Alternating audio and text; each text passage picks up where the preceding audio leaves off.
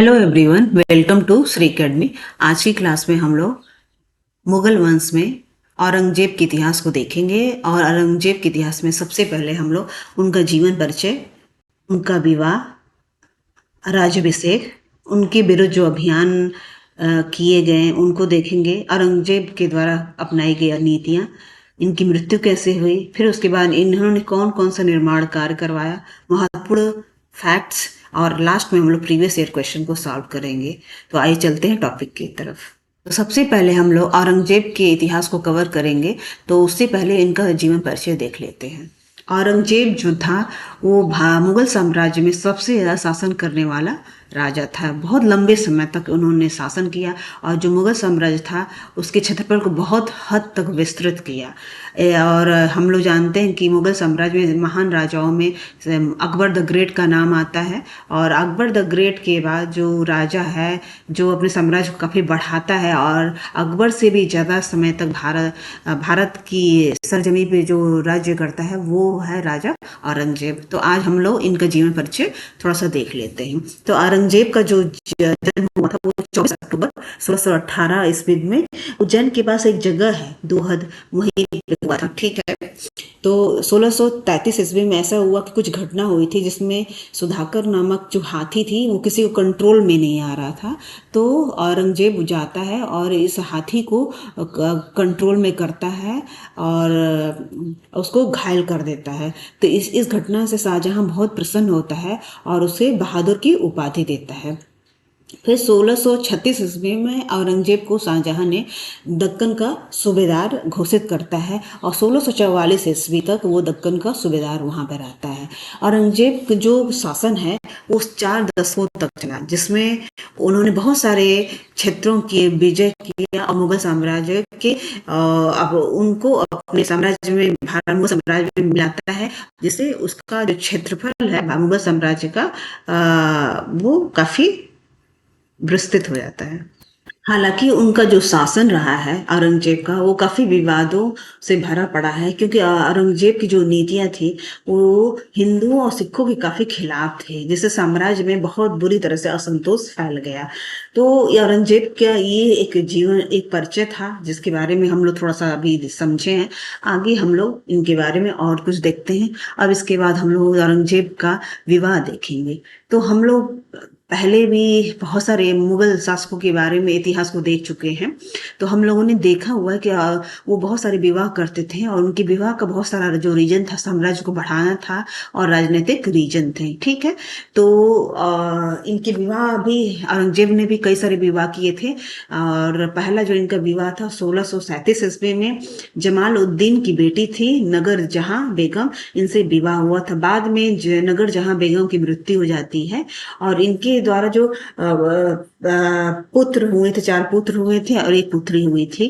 लेकिन जब इनकी मृत्यु हो जाती है नगर जहां बेगम की, तो औरंगजेब अपने परिवार को काफी अपेक्षित बुरी तरह से रखता है, मतलब उनको ध्यान नहीं देता है, जिससे बाद में उनके बच्चे और औरंगजेब के बीच संबंध काफी बिगड़ जाते हैं। फिर दूसरा विवाह होता है 1653 में, जो राजा शिवाजी के जो पुत्र थे जिजाउद्दीन मोहम्मद खान की जो बेटी थी उनका नाम था दिलरास बानो बेगम। इनसे भी इनको 4 पुत्र और 2 पुत्रियां हुई। दिलरास बानो बेगम ने औरंगजेब के प्रशासन को में उनको संभालने में और उनके साथ काफी अच्छी भूमिका निभाई हुई है और उनके सियासी अधिकारों की सहायक भी बनी। यह दोनों विवाह उनके राजनीतिक और पारिवारिक संबंधों के प्रकार को दर्शाते हैं और उनकी पत्नियों ने उनकी जो शासकीय मामलों में काफी सहायता प्रदान की और उनके संपर्क को प्रस्तुत किया, जो कि उनके राजनीतिक और साम्राज्यिक ध्यान की संरक्षण में महत्वपूर्ण रहा है। अब हम लोग औरंगजेब के परिवार को देख लेते हैं। तो इनकी पहले जो पत्नियां रही हैं दिलरास बानो, रबिया दुर्रानी, औरंगाबादी महल, बेगम नवाब बाई, उदयपुरी महल, झैनाबादी महल। इनके द्वारा पुत्र जो हुए हैं आजम शाह, मोहम्मद सुल्तान, बहादुर शाह, सुल्तान मोहम्मद अकबर, मोहम्मद काम बख्श। इनके द्वारा औरंगजेब की बेटी भी थी जो कि इतिहास में काफी फेमस है, उससे रिलेटेड क्वेश्चन पूछे जाते हैं। उनकी पुत्री थी मेहरुन्निसा।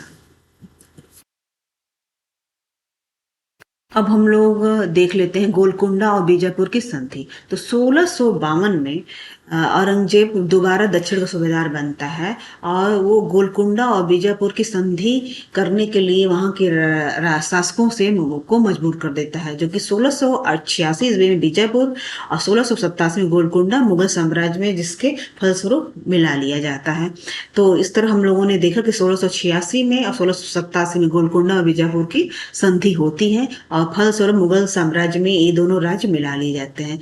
दारा सिकों की हत्या। तो 1658 में हम जानते हैं कि दारा सिकों की हत्या करके जो औरंगजेब होता है वो हत्या करके इनका सिर काट के शाहजहां को, दारा सिकों का सिर काट के प्रस्तुत करता है और शाहजहां को उस टाइम वो बंदी बना लेता है आगरा में और अपने राज्याभिषेक करता है और वो पूरे मुगल साम्राज्य को अपने कब्जे में ले लेता है। तो अगर इसके डिटेल वीडियो को आपको समझना है तो आप शाहजहां की वीडियो को देख सकते हैं हमारी पुरानी वीडियोज में, तो वहां से आपको कम्प्लीटली ये सब चीजें क्लियर हो जाएंगी। ठीक है।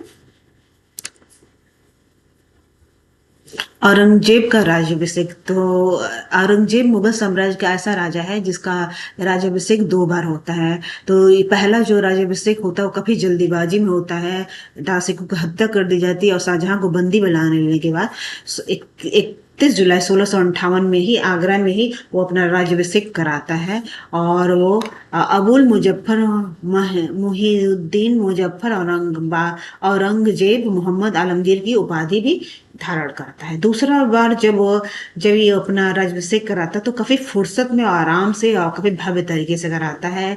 वो टाइम रहता है 15 जून 1669 ईस्वी में और इस बार आगरा के बजाय वो दिल्ली में व्यवस्थित तरीके से राज्याभिषेक कराता है।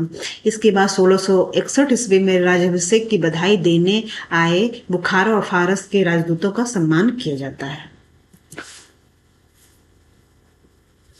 तो औरंगजेब के जो, अब हम लोग जानते हैं कि औरंगजेब की जो नीतियां थी वो बहुत क्रूर थी और वो पूरे भारत राष्ट्र को मुस्लिम साम्राज्य में बदलना चाहता था। इसीलिए वो किसी की भी जो धार्मिक जो इमोशंस होते हैं, धार्मिक जो जनता की जो धर्म के प्रति जो स्नेह हर व्यक्ति का होता है उसको बिल्कुल कुचल के रखता था। वो कुरान को बहुत बुरी तरीके से फॉलो करता था।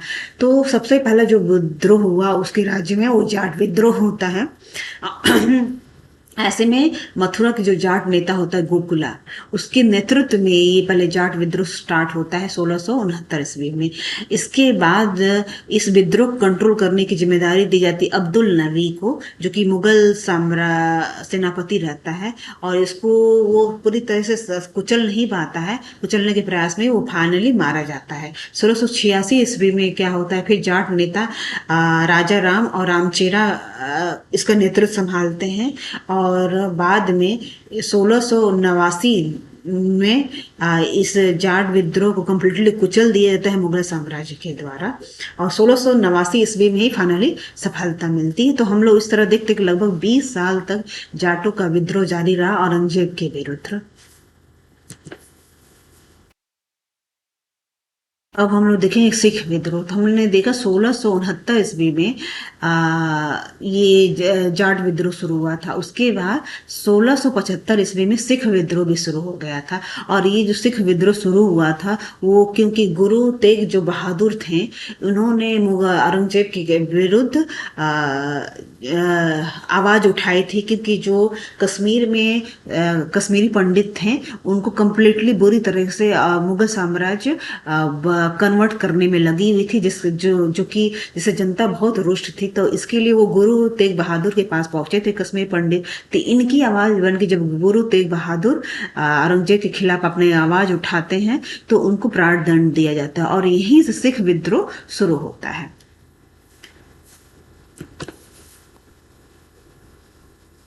अब हम लोग देखेंगे राजपूत विद्रोह। तो 12 अप्रैल 1679 को हिंदुओं पर दोबारा जजिया कर लगा दिया था। जैसा कि हम लोग अकबर द ग्रेट का स्टोरी कवर किया है हमारे पुराने वीडियोज में, तो अकबर वो राजा था जिसने जजिया कर पे प्रतिबंध लगाया था, और औरंगजेब वो राजा था जो दोबारा जजिया कर को लागू कर देता है। तो पहला जजिया कर जब औरंगजेब के राज्य में लगाया जाता है वो मारवाड़ राज्य पे लगाया जाता है। इसमें क्या होता है कि जो भी हिंदू अपने क्रियाकलाप धार्मिक क्रियाकलाप करना चाहते हैं, त्योहार उत्सवों पर प्रतिबंध करते हुए औरंगजेब ने हिंदुओं से तीर्थ यात्रा कर पुनः वसूलना शुरू, मतलब हिंदुओं पर हिंदू अपने कोई धार्मिक क्रियाकलाप नहीं कर सकते थे, कोई त्योहार उत्सव नहीं मना सकते थे, और अगर वो तीर्थ यात्रा करते हैं तो उनको कर वसूला जाता था। यही जजिया कर के नाम से इतिहास में फेमस है। बड़ी संख्या में हिंदू मंदिरों को उसमें तोड़वा दिए, जिसमें विश्वनाथ मंदिर, सोमनाथ का मंदिर, ये काफी फेमस है।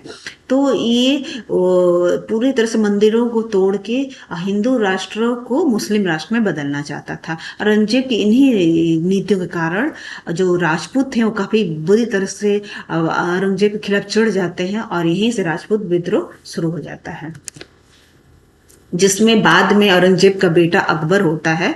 वो औरंगजेब के विरुद्ध काफी विद्रोह कर देता है सत्ता को लेके, और बाद में वो राजपूतों से जाके मिल जाता है। औरंगजेब मुगल साम्राज्य के छठा सम्राट था, जिसका शासनकाल 1658 से लेके 1707 तक रहा। तो औरंगजेब की नीति को हम लोग देख लेते हैं।